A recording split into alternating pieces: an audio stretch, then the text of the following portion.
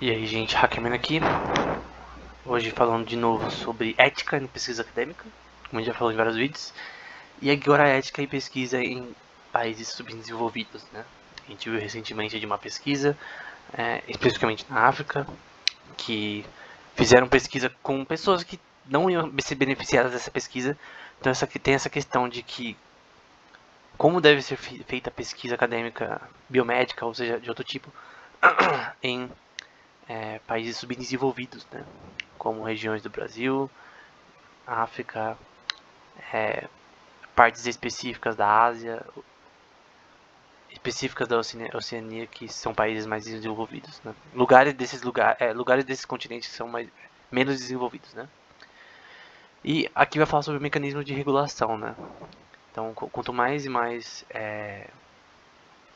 esse negócio de trials na área médica é meio que você fazer um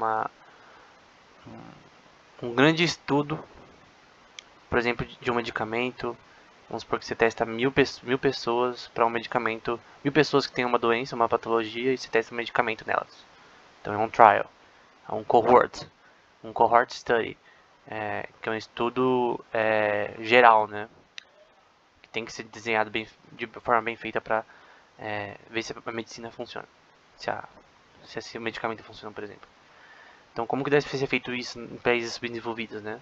Aí vai falar que deve haver tem uma necessidade de ter uma proteção para os participantes, como a gente viu naquela questão da África, né?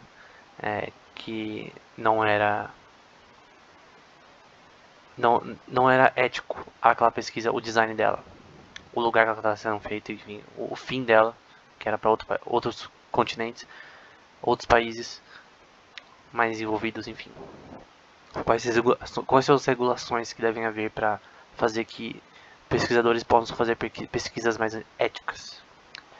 E aqui, por exemplo, da Nature, um post deles sobre ética e biossegurança. E eu só vou ressaltar alguns pontos importantes.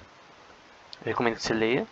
Fala sobre trials, sobre cohort studies, sobre como fazer estudos randomizados.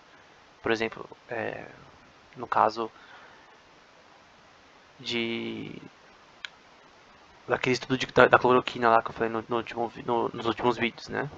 Teve esse estudo sobre hidroxicloroquina e azitromicina que foi considerado que a segunda tentativa daquele estudo foi considerada antiética porque não foi autorizada pelo governo, né? Como já tem nos vídeos passados.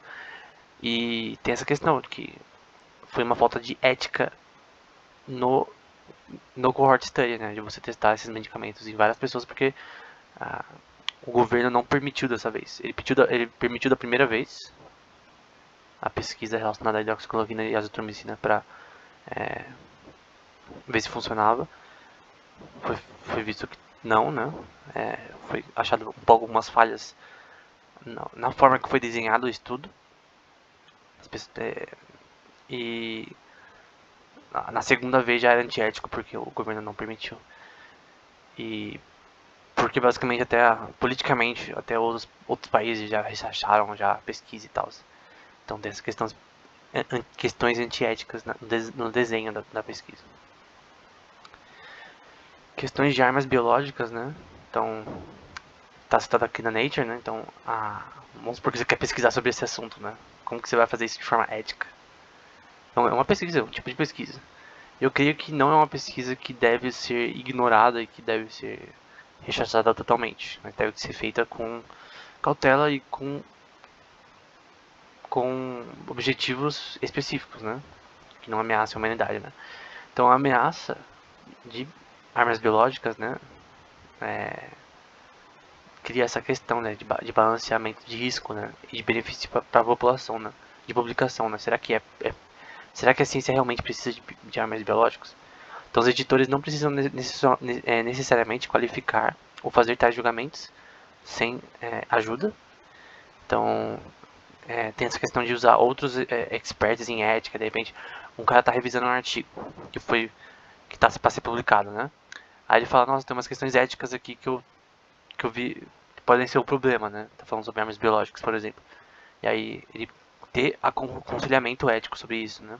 As pessoas que revêem um artigo para aceitar a publicação, né? E um exemplo fictício, né, aqui do Animality Virus, né, que é o A-Vírus do Resident Evil, o filme Netflix, né, que é o Glenn Arias, né, que é um antigo agente da CIA, que vai criar esse vírus, né, com a Tricell, se eu não me engano, com a empresa Tricell. E ele cria esse vírus, que é um vírus que tem 3 estágios, né, que um estágio ele é um vírus RNA que um estágio ele entra dentro do hospedeiro, outro estágio ele meio que ativa e o outro ele desativa o vírus. E basicamente é aqui na prática, né? Então, os 3 RNAs aqui que fazem o vírus funcionar, né? Então ele precisa dessas 3 etapas. E é uma arma biológica, né? Uma arma biológica que é fictícia, mas tem essa questão, será que pesquisa nessa área ela é relevante realmente? Porque é uma arma, né? Ela é feita para ser uma arma. É feita para destruir, né, o sistema imunológico das pessoas, né? Então tem essa questão, né? Pesquisas em células-tronco, por exemplo, isso aqui é o Instituto Nacional, Sociedade Internacional para Pesquisas em Células-Tronco. Então é um exemplo de um assunto que é bem conflitante eticamente, porque células-tronco em si elas são tiradas de fetos, então é uma coisa bem intensa, né? Na minha opinião, não deveria ser continuada esse tipo de pesquisa. É o mesmo tipo de pesquisa que eu vejo no Fullmetal Alchemist. É uma pesquisa inaceitável, na minha opinião. Mas enfim, depende. Depende do ponto de vista. E aqui, sobre implementações de pesquisa, né? Então, esse artigo é legal porque ele dá meio que uma forma de implementação, um framework, né? Para alguém conseguir entender como se cria uma pesquisa biomédica, talvez, que seja ética, né? Que você pode confiar que segue os padrões de ética aceitáveis. Então, eu só vou ressaltar alguns principais, né? A fase de planejamento, o planejamento do estudo, né? Se você vai fazer um cohort study sobre um medicamento, por exemplo, que talvez reduza o risco de diabetes, por exemplo, vamos supor. Então você tem que fazer um desenho desse estudo que seja ético, que tenha que proteja os dados dos participantes nas questões pessoais, né? Nome, enfim, coisas importantes que sejam do paciente, né? Coisas que são consideradas dados dos pacientes, que não deveriam ser divulgadas. Você vai fazer com, sei lá, 3.000 pessoas e os dados desses pacientes têm que ser preservados, né? De uma forma que não possa ser público, né? Sem consentimento. Balanço entre riscos e benefícios da pesquisa. Será que realmente fazer uma arma biológica é uma coisa correta? Será que tem mais riscos do que benefícios para a ciência? Enfim. Na fase de implementação, você vê consentimento dos participantes, né? A gente viu que naquela pesquisa na África que talvez eles nem tinham um conhecimento sobre o que estava sendo passado. De repente aquelas crianças estavam passando por aquele teste lá sem saber o que estava acontecendo, os pais também. Então tem que ter um consentimento dos participantes da pesquisa, privacidade de dados, né? Não deve ser uma pesquisa que nas referências tem uma pesquisa específica que foi na África, mas na metade do século XX, que fazia homens ficarem com sífilis, né, na África, para ver o quanto eles aguentavam, né, sem dar nenhum medicamento. É um tipo de pesquisa que é realmente errada, é antiética e nem com consentimento deveria ser feita, porque você está realmente prejudicando muito, com sífilis ainda, o paciente, né, de uma forma totalmente brutal, né. Então tem essa questão de comunidade, né, e de empoderamento do sistema de saúde, né, e não de destruição do sistema de saúde, né, nesse caso, destruição. E depois da pesquisa, né, a disseminação correta e ética dessas conclusões, para quem os dados são realmente importantes e os donos, né, enfim, e criar um benefício a partir desses dados, né. Então, é basicamente isso. Então, no geral, eu posso resumir isso de você proteger os dados dos pacientes e desenhar um estudo que seja ético e que tenha consentimento deles. Por fim, pesquisa em células-tronco, né? Aqui é um artigo sobre esse tema, né? Que é um guideline, né? Relacionado a esse tema, da própria Sociedade de Células-Tronco Internacional. E aqui algumas categorias. Então, uma categoria aqui, 1A, 1B, 2, 3, 3A, 3B. E a 3B é proibida. Então, atividades de pesquisa proibidas. Então, a gente vai ver essa. As outras não são proibidas, em alguns exemplos, né? A 1A, por exemplo, não precisa nem ser revisada. A 1B e 2 precisa ser revisada, precisa ter um time de pessoas para falar se isso realmente é ético ou não. Agora, 3A para baixo não é permitido, né? E a 3B é um nível tryhard. Você não pode fazer nunca na sua vida esse tipo de pesquisa. É antiético. Então, quais são as pesquisas que são nível 3B, que não são permitidas? Transferências de células-tronco baseada em modelos embrionários para outros, de ser humano ou animal.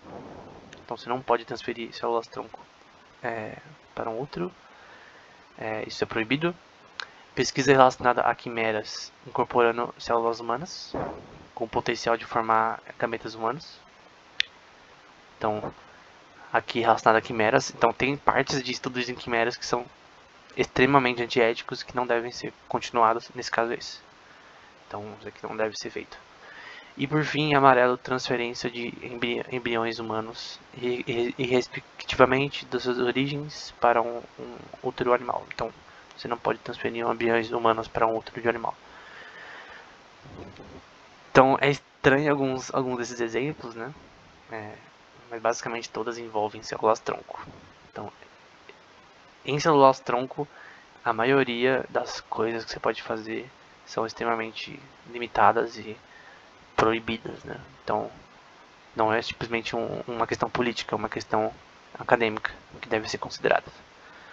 Então, no geral, é isso. Lembrando que a ética, o padrão da ética, a palavra mais amiga da ética, né? A irmã da ética é o consentimento.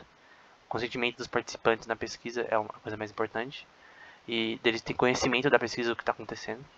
Então, era isso. Espero que tenha sido útil. Esse tema é mais útil para a área biomédica, mas também coisas como plágio, como você apresentar resultados que não são verdadeiros mesmo sabendo, também são questões antiéticas que devem ser consideradas, né? Então, não é só na biomedicina, mas também na física, na psicologia, na área de humanas também, de você de repente colocar resultados que você não são verdadeiros ou plagiar outras pessoas, enfim. No geral, todas as questões envolvem ética e devem ser consideradas por acadêmicos. Então, era isso, até o próximo vídeo.